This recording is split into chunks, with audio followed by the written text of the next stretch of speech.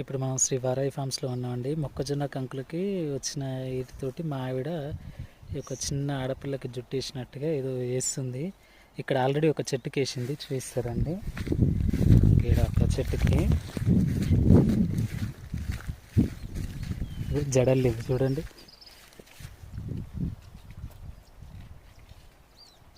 కనబడుతుందా? ఎట్లా ఉందండి? జడలేదన్నమాట.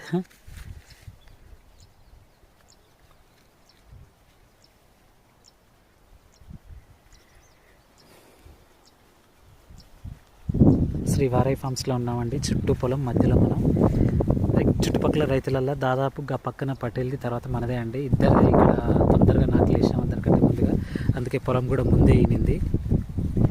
నాకు తెలిసి మళ్ళీ ఇప్పుడు మనం సెప్టెంబర్ 5th ఉన్నాం, 4th ఉన్నాం. నాకు తెలిసి అక్టోబర్ 1st కల్లా నాకు తెలిసి అయితే మళ్ళీ 1 month లోపల అయితే కోతకు అయితే మనం కట్ చేసుకోవచ్చు వరి పొలాన్ని. కంకులు కూడా కాసినాయి, మొక్కజొన్న కంకులు. బట్ ఎప్పుడు దింపాలో నాకు తెలియదు, చూద్దాము. ఇప్పుడు మా ఆవిడ అక్కడ వేస్తున్న మొక్కజొన్న చెట్టుకి కంకికి అల్లుతున్న జడ ఎంతవరకు వచ్చిందో చూద్దాం రండి. ఏం కావాలి? ఏమైంది? ఈ చెట్టుకి ఏమో చేసింది, ఈ చెట్టుకి కూడా అల్లింది, ఏమో పువ్వు పెట్టింది. ఆ పువ్వు కూడా ఏ పువ్వు అనుకుంటారు? వేరుశనగ పువ్వు తెంపి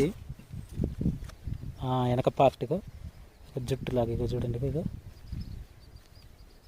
జుట్టు అన్నమాట. ఇగో ఇది తలకాయ, ఇది జుట్టు. అటు ఇటు తీసింది, టేసింది, ఒక పువ్వు పెట్టింది.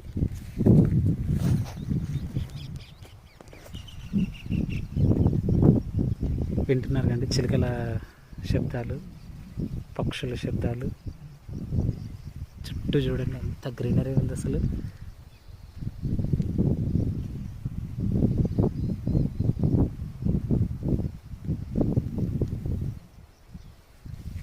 శ్రీ వారాయి ఫార్మ్స్ చుట్టూ పొలం మధ్యలో మనం.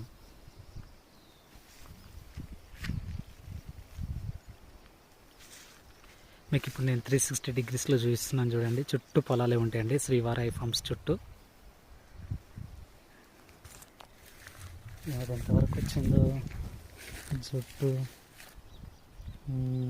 ఈసారి సరిగ్గా రావట్లేదు ఎందుకో.